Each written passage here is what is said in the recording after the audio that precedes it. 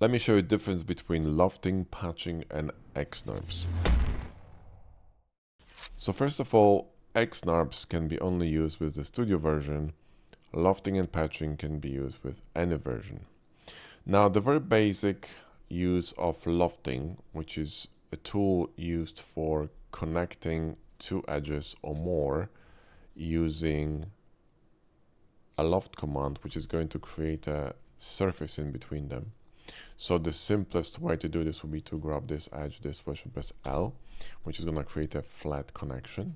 But you could also run this edge to the middle or somewhere here, maybe even elevate it a little bit here, select them in order, and then loft it from right to left, and you're going to get this. So lofting basically is going to allow you to create a surface between two edges, and then you can use other curves to define the curvature or profile of this surface. Now, lofting has limitations, like for example, if I select these two and press L and shift click on this one, it will not work. This will only work with XNurbs. So if I'm going to run XNurbs, this will work. But you see, when you try to select the profile of this curvature for lofting, you need to make sure that the edge is actually, the profile edge is actually touching these two edges that are defining the loft surface. So here, if I'm going to, grab this and, I don't know, click here, here, and here, and then double click here to create a curve, right? See, that curve is actually not touching. Let me make sure that it's touching. So GG and hold Control and snap it, and let's make sure that it's actually touching in here. I think it is. Boom, right? So now I can use it for creating this kind of a definition of a surface. So click here, shift click L, and then shift click on this. So you see the lofting requires these guide curves to touch or be precisely driven from this edge to the other edge. Otherwise it will not work. And the only way to drive this surface without this curve touching is going to be using XNurbs, okay?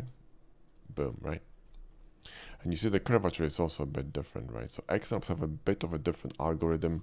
It's way more advanced, and it's really, really good.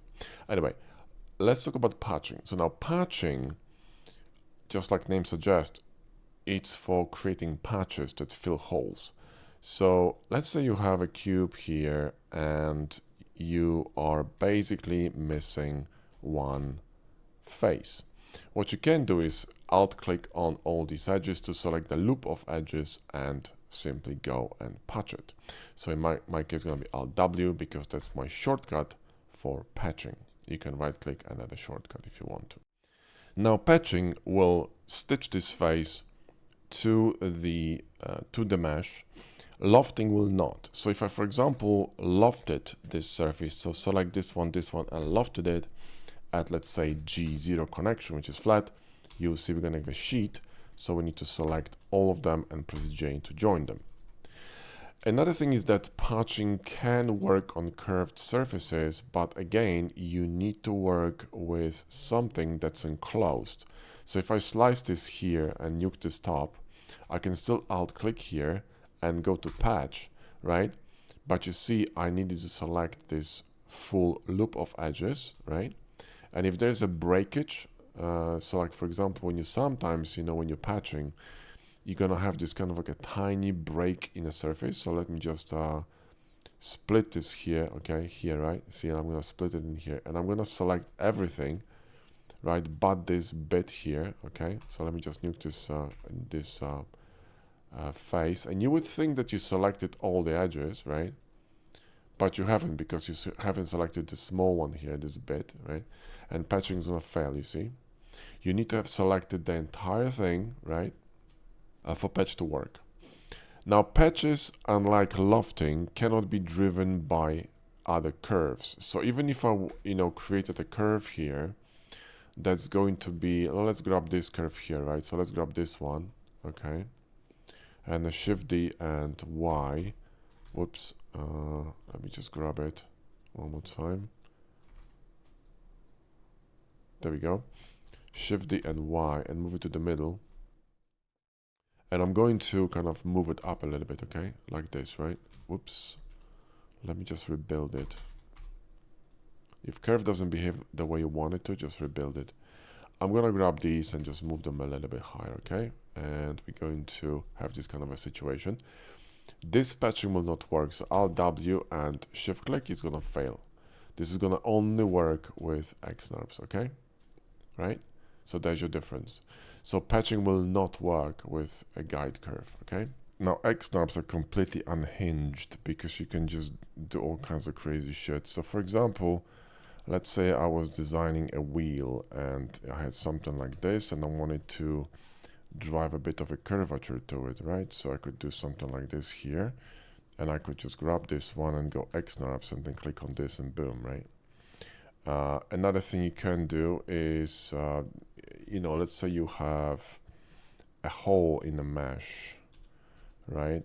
And you want to fill that hole, but you want to drive a specific surface, but you can't be bothered with creating perfect connections of the, you know, of the surfaces. So let's make it a bit more interesting here, and let's just, you know, do something like this, and let's slice this, right?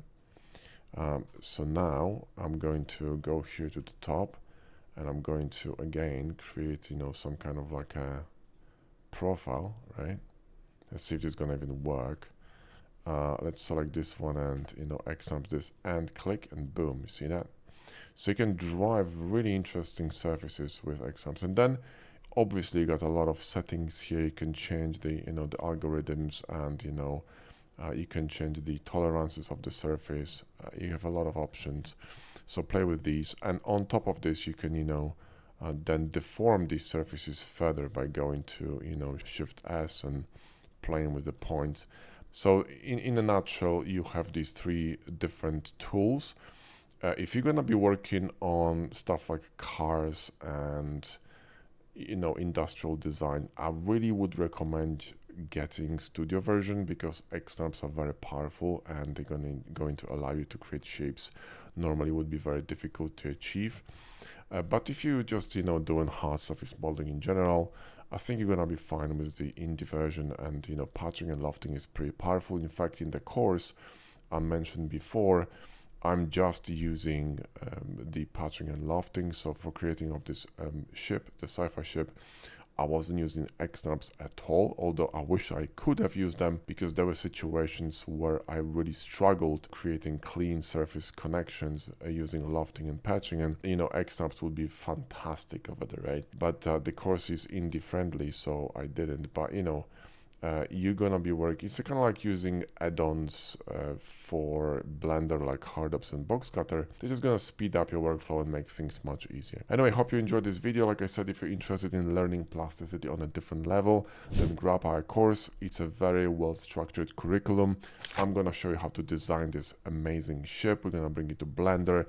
I'll show you the Blender bridge, how to texture it, how to detail it, how to render it, the whole pipeline. The course is on our website, blenderbros.com/plasticity. Also, the link is in the video description. And if you would like to pick up more tips for plasticity, watch this video next.